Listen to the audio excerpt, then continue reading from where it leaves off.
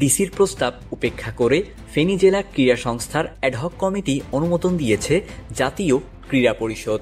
সেই কমিটি বাতিলের দাবিতে জেলা প্রশাসক বরাবর স্মারকলিপি প্রদান করেছে জেলার ক্রীড়াঙ্গনের খেলোয়াড়, কোচ, ম্যানেজার ও সংগঠকরা।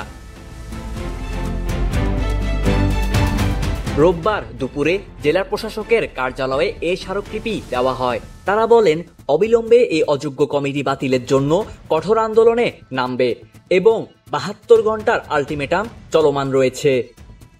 এ দাবি মানা না হলে কঠোর থেকে কঠোর কর্মসূচির ঘোষণা দিয়েছেন আন্দোলনকারীরা। এই যে একটি নতুন অ্যাডহক কমিটি এসেছে, যাদের সাথে কোনো ক্রীড়া সম্পর্ক নেই, এই বিষয়ে আমরা আন্দোলনে নেমেছি। ডিসি মহোদয়ের কাছে একটি স্মারকলিপি দেওয়ার প্রোগ্রাম ছিল, আমরা এটা শেষ করেছি।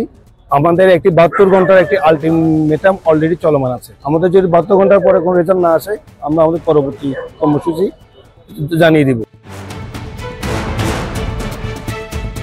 প্রসঙ্গত, গত বৃহস্পতিবার জাতীয় ক্রীড়া পরিষদের যুগ্ম সচিব আমিনুল ইসলাম স্বাক্ষরিত ফেনী জেলা ক্রীড়া সংস্থার অ্যাডহক কমিটি অনুমোদন দেওয়া হয়েছে। ঘোষিত এই কমিটিকে ঘিরে ব্যাপক সমালোচনা হচ্ছে ফেনী জেলা জুড়ে।